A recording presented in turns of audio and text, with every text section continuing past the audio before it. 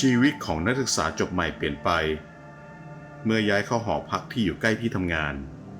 ทุกอย่างดูปกติจนกระทั่งเกิดอุบัติเหตุสยองขวัญช่างซ่อมลิฟต์เสียชีวิตอย่างน่าเศร้า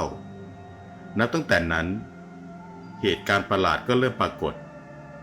ทั้งเสียงแปลกๆกลิ่นเหม็นเน่าและภาพหลอนชายหนุ่มต้องเผชิญกับความสยดสยองที่จะติดตามเขาไปอีกนาน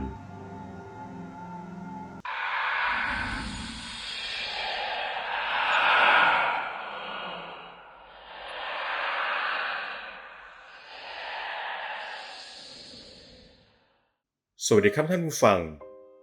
ยินดีต้อนรับเข้าสู่รายการเรื่องเล่าหลอนก่อนที่จะไปฟังเรื่องเล่ากันในวันนี้ขอให้เพื่อนๆได้โปรดกดไลค์กด Subscribe เพื่อเป็นกำลังใจให้ช่องของเรากันด้วยนะครับถ้าพร้อมกันแล้วก็ไปฟังกันได้เลยครับวันนี้ผมจะนำเรื่องที่ผู้เล่าได้โพสต์กระทู้ไว้ในเว็บพันทิปมาเล่าให้ผู้ฟังได้ฟังกันนะครับกับเรื่องที่มีชื่อว่าหอพักสยองขวัญย่านลาดพร้าวเรื่องนี้เกิดขึ้นประมาณต้นปี 2557 ในตอนนั้นผมทำงานอยู่ในซอยลาดพร้าว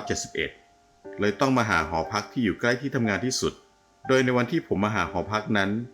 พี่ๆที่ทำงานก็เป็นคนพามาหาหอพักตอนเจอหอนี้พี่ๆบอกว่าน่าอยู่ดูใหม่เหมือนเพิ่งสร้างมาเมื่อไม่นานก็เลยตัดสินใจที่จะเช่าหอนี้อยู่ห้องที่ผมเลือกนั้นจะอยู่ชั้น 4 ตึกนี้มีทั้งหมด 5 ชั้นผมอยู่ตึกนี้จนกระทั่งเข้าปีที่ 2อยู่มาก็ไม่เคยเจออะไรนะครับไม่มีวี่แววว่าจะเจอผีหรือสิ่งลี้ลับอะไรเลยห้องก็เต็มทุกห้องมีแค่ชั้น 2ที่เขาเปิดเป็นโรงแรมรายวัน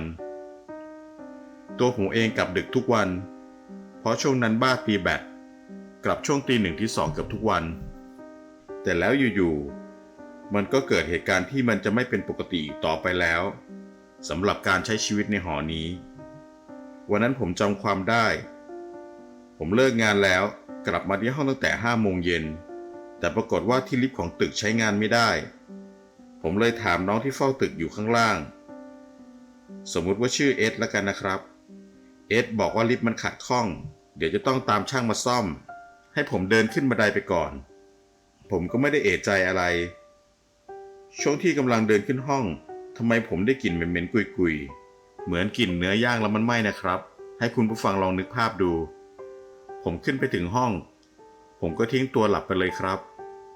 เพราะ3 ทุ่มผมต้องออกไปตีแบดกับกวนไม่รู้ผมหลับไปนานแค่ไหนแต่ผมก็ต้องสะดุ้งตัวขึ้นมาแบบงัวเงียได้ยินเสียงรถหวอเสียงคนวิ่งเสียงแบบคนทุบอะไรบางอย่างโอลหม่านไปทั้งตึกทีแรกผมก็นึกว่าไฟไหม้แต่ไม่สิไฟไหม้นั้นต้องมีสัญญาณดังแต่คิดว่าต้องมีอะไรสักอย่างไม่ดีเกิดขึ้นแน่ๆเสียงคนวิ่งขึ้นวิ่งลงดังระงมไปทั้งตึกผมเลยคิดว่าออกไปดูน่าจะดีกว่าเผื่อมีอะไรจะได้หนีทันพอเปิดประตูไปเท่านั้นแหละได้ยินชัดเจนเต็ม2 โลหูว่า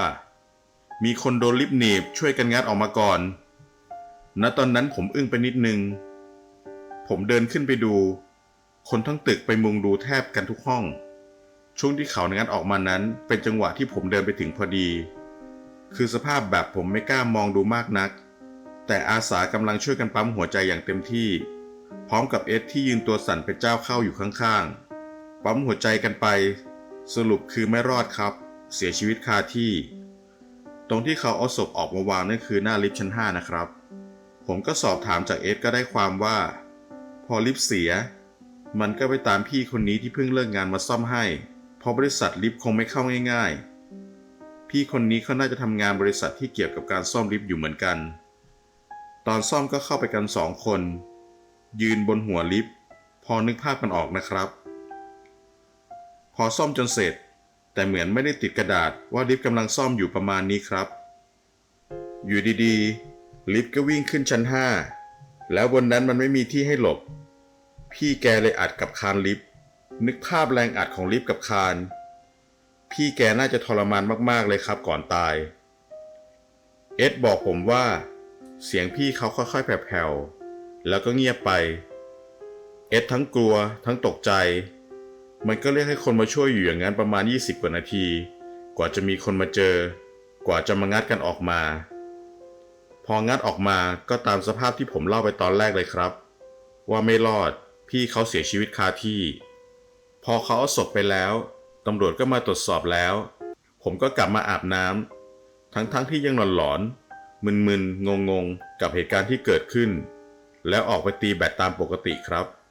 ขากลับจากตีแบดไม่มีใครเฝ้าอยู่ใต้ตึกไฟสว่างลิฟต์ใช้ได้แล้วเชื่อไหมครับผมตัดสินใจขึ้นลิฟต์จนมาถึงชั้น4ที่ผมพักระหว่างที่ผมอยู่ในลิฟต์ก็รู้สึกแปลกๆตื่นแต่ก็ข่มใจไว้จนออกจากลิฟต์มาก็เดินเข้าห้องปกติตอนนี้ไม่มีอะไรเกิดขึ้นครับทุกอย่างปกติแต่จะเกิดขึ้นหลังจากนี้ไปล่ะครับเรื่องที่ผมเจอหลังจากวันที่เกิดเหตุช่วงอาทิตย์แรกๆก็ปกติครับแต่พอเข้าอาทิตย์ที่2เริ่มมีเหตุการณ์แปลกๆคนในตึกเริ่มย้ายออกเริ่มจากชั้น5ได้ย้ายออกห้องเพราะว่าทุกคนได้ยินเสียงลิฟต์เปิดลิฟต์ปิดตลอดทั้งคืนมีน้องคนหนึ่งเล่าให้ผมฟังตอนไปซักผ้าเจอกันว่าเขาเลิกงานประมาณ5 ทุ่มน้องเขาเลือกที่จะเดินจากชั้น1ถึงชั้น5เลยเพราะน้องเขาไม่กล้าใช้ลิฟต์พอเดินมาถึงชั้น4สายตาน้องเขาก็มองไปเจอหลังผู้ชายใส่เสื้อยืดสีกรมใส่กางเกงยีนเดินเนิบๆวนไปชั้น5ตัวน้องเขาก็ยืนสตันอยู่ตรงนั้นและน้องเขาเลยรีบลงไปข้างล่างรอจนมีคนมาเพื่อจะขึ้นตึกจึงรอขึ้นมาพร้อมกับลูกบ้านคนอื่นตอนนั้นผมก็ยังไม่เจออะไรนะครับจนหลังๆมาคนเริ่มทยอยย้ายออกกันจาก1 ห้องเป็น2 ห้องจากนั้นก็ย้ายออกกันจนหลงเหลงในชั้นที่ผมอยู่นั้นเหลืออยู่3 ห้องคือห้องผมห้องป้ากับลูกที่อยู่ตรงหน้าลิฟต์พอดีแล้วก็ห้องน้องอีกคนที่อยู่ในสุดของชั้นห้องผมอยู่ถัดจากห้องป้าหน้าลิฟต์มา1 ห้องก็คืออยู่เยื้องๆกับลิฟต์นิดเดียวเลยครับแล้ววันที่ผมไม่คิดไม่ฝันว่าจะเจอก็มาถึงครับคืนวันนั้นผมออกไปตีแบดตามปกติแบบทุกวันกวนผมจะตีกันตั้งแต่3 ทุ่มถึงเที่ยงคืนกว่าจะกินข้าวโมกันเสร็จก็ตี 1เข้าไปแล้ววันนั้นผมขับรถมาจอดข้างล่างตึกเจอเอ็ดมาโบกรถหย่อยๆพร้อมกับยืนหน้าซีดอยู่ในคอห้อยพระประมาณ10 องค์ได้ดูมันจะยังขวัญผวาไม่หายผมก็เลยยืนคุยกับมันเป็นเพื่อนแป๊บๆก็เลยขอตัวขึ้นห้องอาบน้ำนอนแต่ในช่วงที่จะขึ้นห้องนี่แหละครับคนอื่นอาจจะเลือกเดินแต่ผมไม่ครับด้วยความที่ชั้นที่เราอยู่มันชั้น4เลยเลือกที่จะขึ้นลิฟต์ครับพอเข้าไปอยู่ในลิฟต์ก็กดไปที่ชั้น4ระหว่างที่ลิฟต์กำลังเคลื่อนตัวขึ้นนั้นอยู่ๆผมก็ได้ยินเสียงเหมือนคนกระทืบลิฟต์อยู่บนหัวตึงๆกระทืบอยู่5 ทีถ้าผมจำไม่ผิดขนหัวผมนี่ลุกชันเยี่ยวจะลาดเลยครับถามว่าตกใจไหมผมยอมรับเลยครับว่าตกใจมากจะว่าเป็นเสียงเคเบิลที่ดึงลิฟต์ขึ้นไปก็ไม่ใช่พอถึงชั้น4ช่วงที่ลิฟต์กำลังจะเปิดผมนี่เหมือนหยุดหายใจไปเลยครับลุ้นว่าจะมีใครยืนอยู่ตรงหน้าลิฟต์ไหมพอลิฟต์เปิดผ่างออกมาไม่มีคนครับแต่เป็นกลิ่นเหม็นสาบเหม็นแบบกุยๆเข้ามาแทน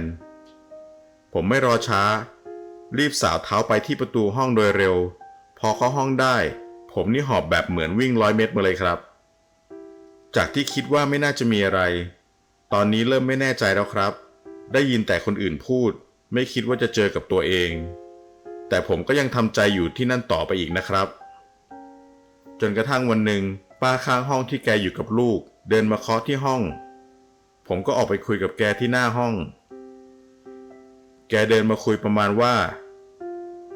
พ่อหนุ่มอย่าเพิ่งย้ายหนีป้าไปไหนนะน้องห้องในสุดเพิ่งย้ายออกไปเมื่อวันนี้เองแกปรึกษาผมว่าเราจะย้ายไปอยู่ชั้น2กันไหมจะได้ไม่ต้องขึ้นลิฟต์เพราะลูกสาวของป้าแกก็กลัวแกเล่าว่ากลางคืนลิฟต์มันชอบเปิดเองที่ชั้น4ซึ่งในตึกนั้นชั้นผมมีอยู่แค่3 ห้องเองที่อาศัยอยู่แกบอกพอลิฟต์เปิดก็ไม่ได้ยินเสียงคนเดินเข้าหรือออกเลย แกก็เลยหลอนทั้งแกและลูกสาวตัวผมเองฟังอยู่ก็หวั่นๆอยู่เหมือนกันเพราะเจ้าของหอเหมือนไม่ได้เอาพระมาสวดหรือทำพิธีอะไรเลยทั้งนั้นเท่าที่ผมจำได้ตอนนี้ก็เท่ากับว่าทั้งชั้นเหลือแค่ห้องผมกับห้องป้าคนนั้นบรรยากาศที่หอทุกวันจะวังเวงมากตั้งแต่เจอเหตุการณ์ในลิฟต์ครั้งนั้นผมก็เลิกกลับดึกจากการตีแบดโดยเด็ดขาดหรือถ้ากลับดึกเพื่อนๆที่เลิกพร้อมกันก็จะมาส่งที่หอพักแทนเพราะมันเสียวสันหลังจริงๆตั้งแต่เหตุการณ์นั้นเกิดขึ้นคนก็เริ่มทยอยออกเรื่อยเพราะกลัวจนผมเริ่มสังเกตว่าไม่เห็นป้าข้างๆห้องไปหลายวันผมจึงไปถามเอ็ดว่าป้าข้างๆห้องเขาย้ายไปแล้วเหรอมันบอกว่าป้าย้ายลงมาอยู่ชั้น3ได้อาทิตย์หนึ่งแล้วผมนี่ใจแป้วเลยครับแสดงว่านี่เราอยู่ห้องเดียวคนเดียวมาเป็นอาทิตย์แล้วเหรือเนี่ยหลายๆวันผ่านไปผมก็ได้ยินเสียงลิฟต์เปิดที่ชั้น4อีกนะครับผมก็เอะใจอยู่แล้วว่าใครจะมาชั้นเราทั้งที่คนย้ายมันออกไปหมดแล้วผมได้ยินเสียงคนเดินผ่านหน้าห้องไปมาอันนี้ทีแรกก็คิดว่าคิดไปเองแต่มันได้ยินจริงๆนะครับจนผมนี่รู้สึกหลอนอยู่ทุกวันอีกวันหนึ่งได้ยินเหมือนมีคนมาเคาะประตูห้องผมก็ใจดีสู้เสือไปส่องตาแมวดูแต่ก็ไม่เห็นมีใครอยู่ตรงหน้าห้องเลย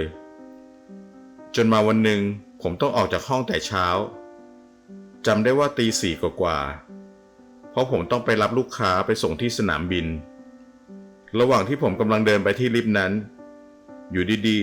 ๆลิฟต์ก็ถูกเรียกขึ้นไปชั้น5ตอนนั้นมีคนเพิ่งย้ายเข้ามาอยู่ที่ชั้น5ใหม่ๆน่าจะมีอยู่2ห้องผมก็ยืนดูอยู่หน้าลิฟต์ก่อนรอดูว่าจะมีคนเดินออกมาจากลิฟต์หรือว่าเดินไปในลิฟต์ไหมจะได้รอลงไปพร้อมเขาแต่ผมยืนอยู่อย่างนั้นเป็นนาทีก็ไม่ได้ยินเสียงคนเดินเข้าหรือออกจากลิฟต์เลยผมเลยเดินไปส่องตรงบันไดไม่น่าเชื่อสายตาผมว่าผมไม่ได้ตาฝาดผมเห็นคนหนึ่งยืนอยู่บนนั้นเห็นแต่เท้าโผล่บันไดมาแล้วอยู่ๆร่างนั้นก็ค่อยลุกขึ้นนั่งนาทีนั้นผมไม่รอช้าแล้วครับรีบวิ่งลงบันไดไปชั้น1อย่างรวดเร็วไปถึงก็เรียกเอ็ดที่หน้าตึกเสียงดังเลยเอ็ดที่กลัวอยู่แล้วก็ยิ่งกลัวหนักเข้าไปอีกเหตุการณ์วันนั้นทำให้ผมต้องแจ้งย้ายออกภายในเย็นของวันถัดมาเลยช่วงระหว่าง1 เดือนที่รอการย้ายออกนั้นถ้าวันทำงานผมจะนอนที่ตึกส่วนวันหยุดผมจะไปนอนกับเพื่อนที่ซอยมหาไทยจนมีวันหนึ่งผมฝันว่าผมนอนอยู่ในห้องและมีผู้ชายคนหนึ่งมายืนที่หน้าห้องน้ำแล้วถามผมว่าจะย้ายไปไหนเหรอผมไม่ได้ตอบแล้วผมก็สะดุ้งตื่นขึ้นมากลางดึกทำให้ผมต้องเปิดไฟนอนตั้งแต่นั้นเป็นต้นมาวันสุดท้ายที่จะย้ายออกผมนั่งเก็บของอยู่ในห้องน่าจะประมาณ 3-4 ทุ่มผมได้ยินเสียงลิฟต์เปิดที่ชั้น4แต่ก็ไม่ได้เอะใจอะไรเพราะใจคิดแค่พรุ่งนี้ก็จะย้ายออกแล้วผมก็นอนผมมาสะดุ้งตื่นอีกทีก็น่าจะตอนตี 2ไม่ก็ตี 3ครับผมไม่แน่ใจผมไม่รู้นะว่าสิ่งที่ผมเจอเขาเรียกว่าผีอำหรือเปล่าผมพยายามจะลุกขึ้นแต่มันขยับไม่ได้ผมเลยกรอกตาไปดูเห็นชัดเจนเลยครับเห็นผู้ชายผมหยิกตัวดำเหมือนเงาะใส่เสื้อยืดกางเกงยีน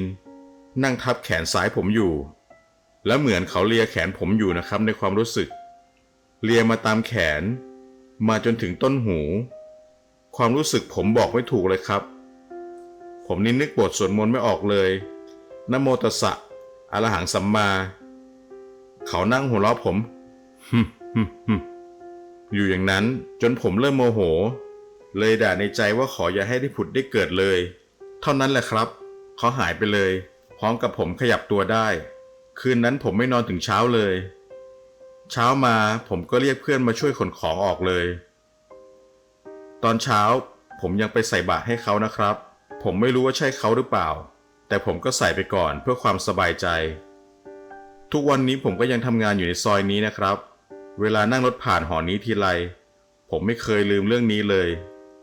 ตอนนี้เท่าที่ดูตึกน่าจะมีคนมาอยู่ใหม่เพราะเวลาผ่านไปห้องที่เคยเป็นห้องผมก็มีผ้าตากอยู่ เหมือนจะอยู่เยอะกว่าเดิมแล้วแต่ตึกนี้คนในซอยนั้นวินหน้าปากซอยเขารู้กันหมดครับเรื่องนี้เรื่องทั้งหมดก็มีเท่านี้ครับขอขอบคุณเจ้าของเรื่องหอพักสยองขวัญย่านลาดพร้าวฟังคลิปนี้จบแล้วถ้าชอบก็ขอให้กดไลค์เพื่อเป็นกำลังใจให้ช่องของเรากันด้วยนะครับกดแชร์ไปยังโซเชียลของคุณเพื่อให้เพื่อนของคุณได้ฟังเรื่องนี้กด Subscribe กดกระดิ่งแจ้งเตือนจะได้ไม่พลาดเวลาลงคลิปใหม่ๆกันนะครับสำหรับใครที่มีประสบการณ์เรื่องหลอนๆอยากจะส่งมาแชร์ให้กับเพื่อนๆคนอื่นได้ฟังสามารถส่งมาได้ที่เมลของรายการหรือแฟนเพจเรื่องเล่าหลอนโดยผมจะทิ้งลิงก์ไว้ใต้คลิปนี้นะครับสำหรับวันนี้หลับฝันดีราตรีสวัสดิ์ครับ